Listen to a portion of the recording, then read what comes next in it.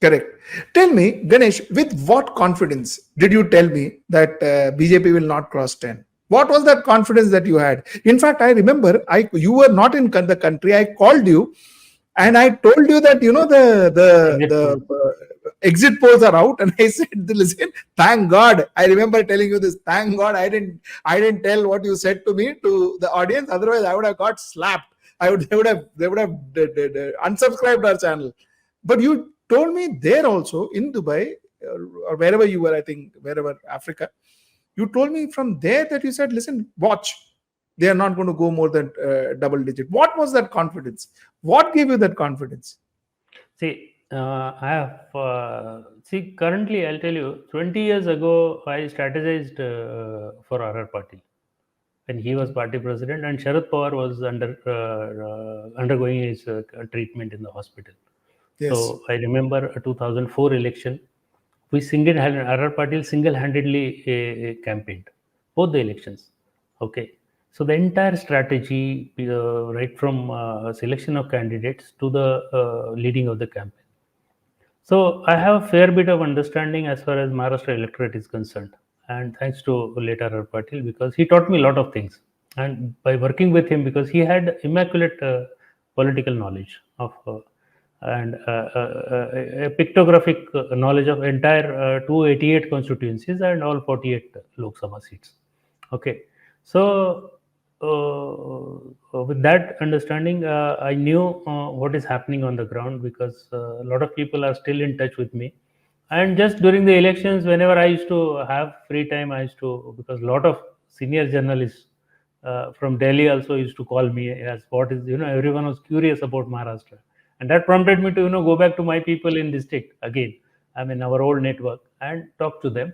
While talking to them, it was evident that there is not a single factor that is going in favor of BJP in Maharashtra. Vis-a-vis 2014 and 2019. Okay. So those factors being? Those factors being see,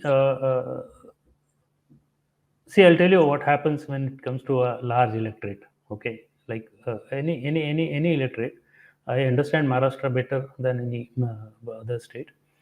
As far as mass psychology of elections is concerned, okay, people first select the box of rejection, and then they come to the box of selection, which is contrary to common belief that people elect first. No, first people reject. Okay, in 2014, people had rejected Manmohan Singh government in their mind, and then who is standing in the next queue is selected. So this is a psyche that applies evenly in every election. Okay, so it applied this time also. This time people rejected BJP on 2-3 counts in Maharashtra. They engineered splits, the way they engineered splits in Maharashtra in the political parties by using all sorts of means, CBI, NIA, I mean all the central agencies, ED, CBI, and income tax. Okay, that was one. Second, most important factor was that was favoring BJP in 2019 was Maratha electorate, Maratha votes. Because in 2014 to 2019, Devendra Fadnavis had really worked up well, thought out strategies, and given a lot of, apart from reservation, given a lot of financial assistance to poor Maratha family, youth, and things like that. He had created a structured organization specifically dedicated to Maratha youth. Okay, so in 2019, the entire Maratha was mostly aligned with BJP. Then cut to Mahavikas Aghadi. I think we are losing Ganesh on and off. I think your Ganesh, your net, I think, is slightly problematic. Can you hear me, Ganesh? I can hear you loud and clear. Yeah, go ahead. We can see you and hear you loud and clear now. So go ahead. Hear you. Yeah, please go ahead. Yeah. So what? Where I was just telling you the BJP. So I want to engineered this split of this two big parties in Maharashtra by using all the central agencies. See, public perception is little different. As I told you, there was a discontent about Uddhav Thackeray. The public perception is not that today. Public perception is about ED, CBI, and everything. They came in later on. Okay. Correct. So would you therefore say, sorry, I'm so sorry to interrupt you because I've got 4 minutes more, Ganesh, and I have to finish a couple of more questions. So would you say that it is basically the use of force by Bharatiya Janata Party that got them to single digit?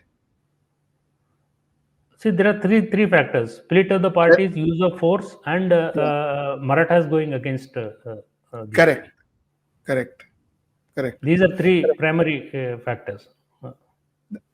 And the fact is, Muslims, minorities uniting against BJP, would that be a factor too? Would you say that? No. See, in the last election, what had happened was Muslims were always against BJP, like this time too. But Vanchit Agadi, led by Mr. Ambedkar, that was a divider for Mahavikas Agadi. Votes were divided in 2019. This time, people realized that this ultimately helps BJP, so they aligned with Mahavikas Agadi. So it was that too was a factor. And the scheduled caste. They aligned together. This social engineering was not engineered by any leadership or this. It happened naturally in Maharashtra as a reactive measure to whatever BJP did. And why I said about 8 to 10 constituencies, there are only 8 to 10 constituencies of BJP where there are cadres up to village level of BJP. Okay, Ganesh, tell me, Assembly 2024, yes. Who do you think is going to form the government, according to you? So definitely the mood still continues against BJP and Shinde and Mr. Sharad Pawar. It is in favor of Mahavikas Agadi. Okay. Even this time it was 30+1, if you remember. And Shiv Sena and particularly Uddhav messes up with the selection of candidates. Yeah, had he chosen right candidate this time, they would have touched 35 instead of 30. So, despite that, I would say they will still cross 165 together. In Mahavikas Agadi. And tell me, Uddhav Thackeray. Now, this is one debate that a lot of people are having. See, technically speaking, Uddhav Thackeray versus Eknath Shinde. Eknath Shinde had a better hit rate than Uddhav Thackeray. Yes. Eknath Shinde contested in 15 seats, won 7. Uddhav Thackeray contested in 25 seats, if I'm not mistaken, won 9. So the hit rate was better of Eknath Shinde. Why do you think that happened? See, that is what I said just now. Uddhav Thackeray did not care much about selection of candidates. He went on to the perception more than you just can't rely on public perception and mood of the masses and swing. You have to have a good electoral management in place. The selection of candidates, the campaign. So wrong selection of candidates. At 5 places he could have easily added. I mean, his number would have been close to 14. Correct. So tell me, I mean, these are basically just predictions. So take it as one. I would tell my audience. I mean, but tell me, if you're saying that Mahavikas Agadi is looking positive right now, who do you think is going to lead Mahavikas Agadi? It is definitely Uddhav Thackeray. So is the chief minister is going to continue? Yeah. I mean, who becomes chief minister is within these three parties that top leadership decides. Chief minister is not, something. No, but then if you're saying Uddhav Thackeray is going to lead, then he is going to be the chief minister. Yeah, definitely he is going to be the chief minister. Wow, that's a statement from your end. He is going to be the chief minister. Uddhav Thackeray is going to be the chief minister. And to sum up, you've given fairly great insights. I'll tell you, just to conclude, you said that Sharad Pawar actually used BJP to catapult NCP. Sharad Pawar actually used BJP to ensure that he gets fabulous seats in the Lok Sabha. Sharad Pawar actually used BJP to ensure that he's consolidated Supriya Sule's position in Maharashtra and in NCP. And the split actually worked for Sharad Pawar rather than working against him, is what.